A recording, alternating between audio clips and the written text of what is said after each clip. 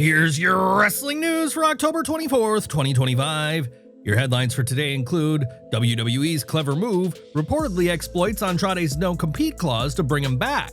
WWE fans disappointed, no cinematic Hardy match at Halloween Havoc. Notorious prisoner reportedly wanted meeting with WWE star. Piper Niven's condition sparks concern among WWE fans. Is WWE pulling off another Seth Rollins-level ruse on a current star? WWE reportedly lining up Liv Morgan's return in a big way. AEW injury scare, top star hurt during October 22nd Dynamite. Wrestling legend in serious condition, fans offer support, and more. Andrade El Idolo's legal situation has taken another unexpected turn, and this time the conversation isn't about keeping him out of wrestling, but potentially bringing him back to WWE.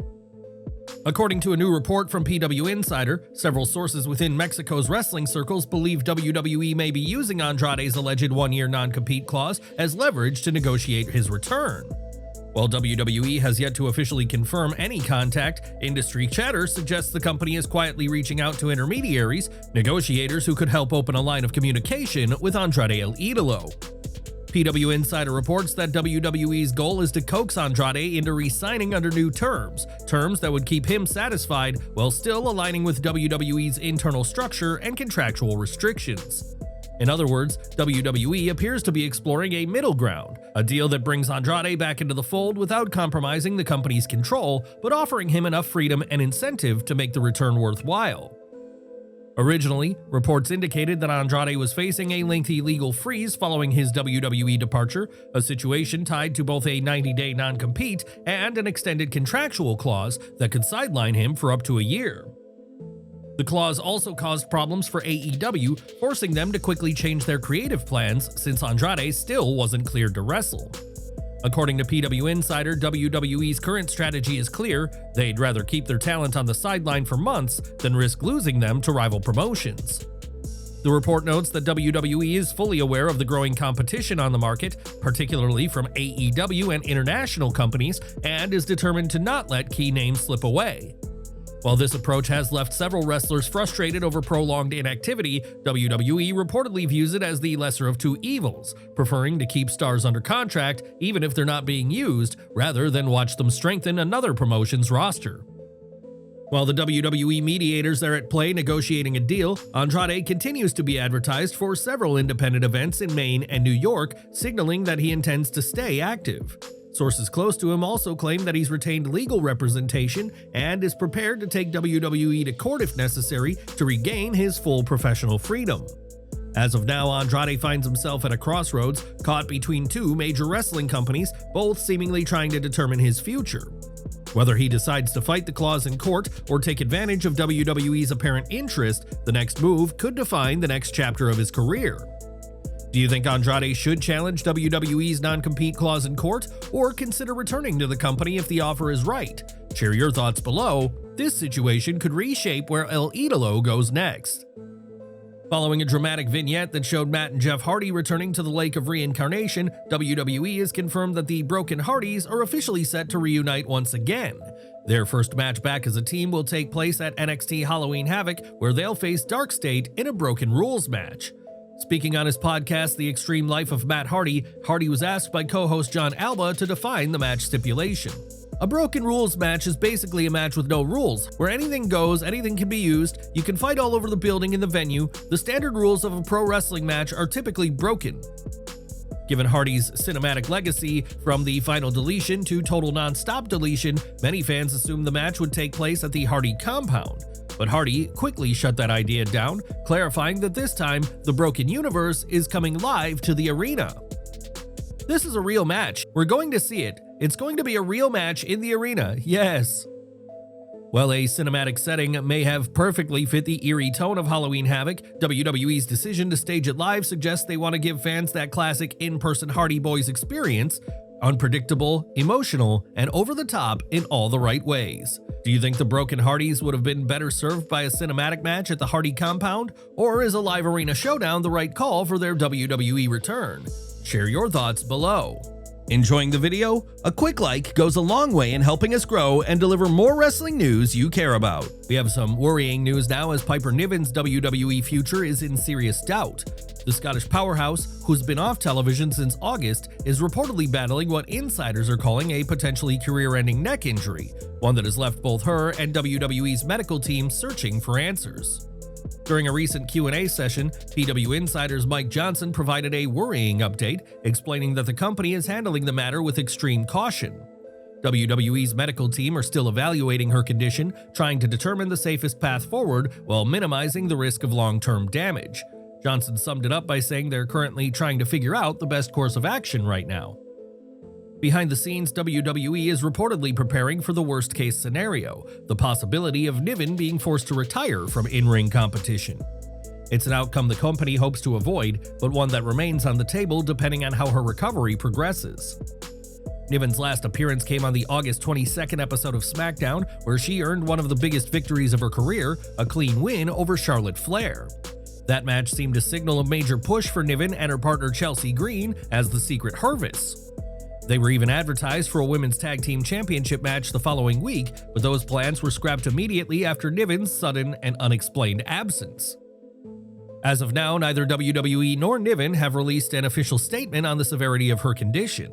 Those close to her remain cautiously hopeful that she'll make a full recovery, but with whispers of potential retirement growing louder, her future inside the ring is anything but certain.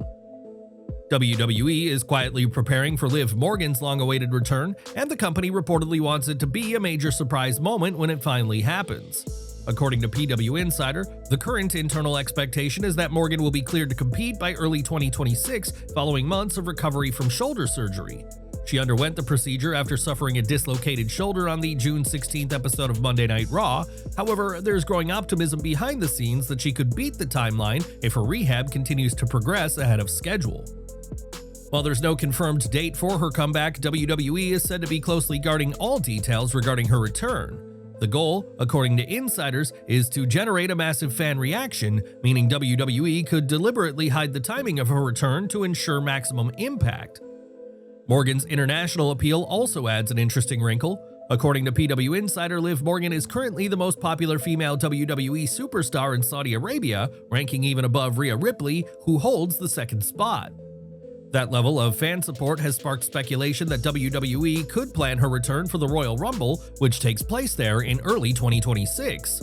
A surprise Rumble appearance could set the stage for a major comeback and a potential title run leading into WrestleMania season. Signs of progress are already there. Liv has returned to the WWE Performance Center to continue her in-ring rehab and was also spotted at WWE's special announcement event in Las Vegas, further fueling speculation that her comeback is getting close. Whether she sticks to the planned timeline or shocks everyone with an early return, WWE sees her comeback as a marquee attraction.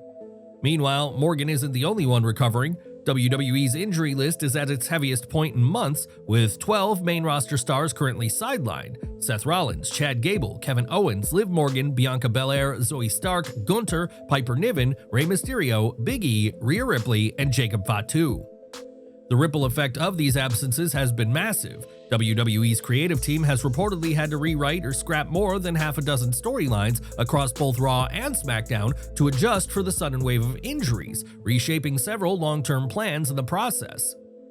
With so many names out, Liv's return could provide a major boost to the women's division, especially if WWE gives her a fresh storyline or heel turn to capitalize on her momentum. What kind of angle should Liv Morgan step into when she returns? Would you rather see her make a surprise comeback at the Royal Rumble or appear earlier in a shocking twist on Raw? Share your predictions in the comments below. The October 21st episode of WWE NXT delivered a surprising and emotional turn when Sol Ruca appeared on crutches and announced that she wasn't cleared to compete at Halloween Havoc. But according to new reports, the situation might not be as clear-cut as it seemed on TV. Brian Alvarez offered an in-depth breakdown of the segment, openly questioning whether Ruca's injury is legitimate or part of a larger storyline being crafted by NXT's creative team. He says, "I didn't come out to place the blame on anybody. Injuries happen. I'm not cleared to defend the North American title against Blake. I don't know when I'll be cleared. Not gonna be good for Saturday." Alvarez noted that the delivery and structure of the segment felt more scripted than spontaneous. "It felt way too storyline. I've not had anyone confirm the injury to me, but I've had nobody not confirm it, so when that happens, it's like with Rollins. But if WWE is indeed planning a Rollins-style fake injury storyline for Sol Ruca, the big question becomes, what's the payoff? When Seth Rollins pulled off his injury ruse earlier this year, it built directly to a massive moment, his shocking return blindsiding CM Punk and reclaiming the World Heavyweight Championship. There was a clear motive, a high-stakes reward, and a full-circle payoff, so what's in it for Ruca? Well, that's where things get interesting. Unlike Rollins, she's already a double champion, holding both the Women's North American and Women's Speed Championships, so the story can't simply revolve around chasing gold. If this is indeed a storyline, WWE may be positioning it as a test of loyalty and betrayal. With Zarya stepping in to defend the title on Ruca's behalf, the setup could also easily lead to a tension-filled payoff where Ruca returns, either to thank her ally or to confront her for overstepping. Do you believe Sol Ruca's injury is real, or is this part of a calculated NXT storyline? Share your thoughts in the comments below. AEW Dynamite's October 22nd episode featured strong in-ring action, but ended with real concern for Penelope Ford. During a four-way tag match, Ford's moonsault landed awkwardly, striking Sky Blue in the head before Ford crashed hard and clutched her elbow in pain. Brian Alvarez noted on Wrestling Observer Live that she appeared hurt immediately after the move, but continued competing through visible discomfort.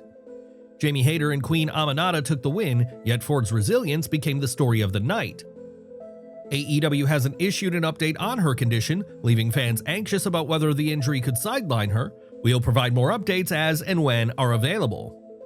A former WWE writer has shared one of the most unbelievable behind-the-scenes stories about the late Wyndham Rotunda, known to millions as Bray Wyatt. During an appearance on Wrestling with Freddie, Nick Manfredini revealed that infamous cult leader Charles Manson once saw Bray Wyatt's promos from prison and actually wanted to meet him. According to Manfredini, Wyatt's original character was heavily inspired by real-life cult figures, particularly Manson, and the two spent countless hours studying his interviews and mannerisms to shape the eerie and captivating Bray Wyatt persona. He was very Charles Manson inspired, right? My YouTube search history back then was just Charles Manson and cult leader for anybody who looked it up. So I've probably seen every Charles Manson quote, every video, every promo that he ever cut. We were trying to take little pieces from each one, and that was the style we wanted to go for. The story took a bizarre turn when one of Wyatt's former college football teammates reportedly became a prison guard at the facility where Manson was incarcerated. That guard allegedly showed Manson some of Wyatt's WWE promos, and the cult leader was so fascinated that he wanted to meet Wyatt. Wyndham's former teammate in college football, became a prison guard at Charles Manson's prison. Allegedly, this guy showed Manson the Bray Wyatt promos, and he wanted to meet him, and this was a whole thing. I swear it's 100% true. Manfredini said the story eventually reached Bray's father, longtime WWE producer Mike Rotunda, who brought it to WWE leadership about Manson wanting to meet Wyatt. Once the idea reached Vince McMahon or Triple H, it was immediately rejected. Mike Rotunda knew about it, and I think he brought it up to somebody. I don't know if it was Hunter or Vince or someone, and they immediately squashed it. Obviously, that's terrible because they were like, can we shoot a network special with Charles Manson? It was immediately squashed. Manfredini admitted that at one point he even toyed with the idea of visiting Manson with Wyatt during a trip to California before realizing just how bad that decision could have been. Afterwards, I was like, let's just go. Next time we're in Northern California, me and you, let's just put on a hat or something. Nobody will know it's you. Let's just go meet him. I thought more about it, and obviously it was a terrible, terrible idea. Would have been a good story, but a bad idea. Bray Wyatt probably would have never seen TV again if we did that. Bray Wyatt's brilliance went far beyond the wrestling ring. From studying Charles Manson to nearly meeting him in person, Wyatt's dedication to storytelling truly had no limits. What's your wildest memory of Bray Wyatt's career? And should WWE share more untold stories like this from behind the curtain? Jacob Fatu was written off Friday Night SmackDown following a brutal backstage ambush, but recent real-life photos had a fresh angle to the story. After the show, Fatu was photographed sharing a post-show dinner with several real-life members of the Bloodline, including his brother Journey Fatu. The moment was captured in an Instagram post by cousin Reno Anoa'i. What do you think WWE has planned for Jacob Fatu, and should the company bring him back into the fold sooner rather than later? At 84 years old, wrestling legend Abdullah the Butcher is once again battling serious health challenges.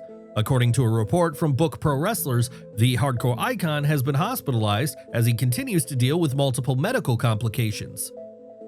Wrestling legend Abdullah the Butcher has been hospitalized at 84. The wild man from the Sudan is battling serious health issues. One of wrestling's most feared figures, Abdullah helped shape the sport from Japan to Puerto Rico to Georgia and beyond. Send your prayers, love, and strength his way tonight. This isn't the first time Abdullah has faced health struggles. In July of last year, he was hospitalized due to intestinal problems, leading to the creation of a GoFundMe campaign to help cover his medical expenses. A true pioneer of hardcore wrestling, Abdullah the Butcher's influence stretches across generations and continents, from bloody feuds in Japan to unforgettable wars in Puerto Rico and the United States. As of now, there are no updates on his exact health status, but we'll keep you posted if any new information becomes available. Don't miss our next video coming at 5:30 p.m. Eastern with all the latest wrestling updates. Smash that bell icon and select all notifications so you're always in the loop.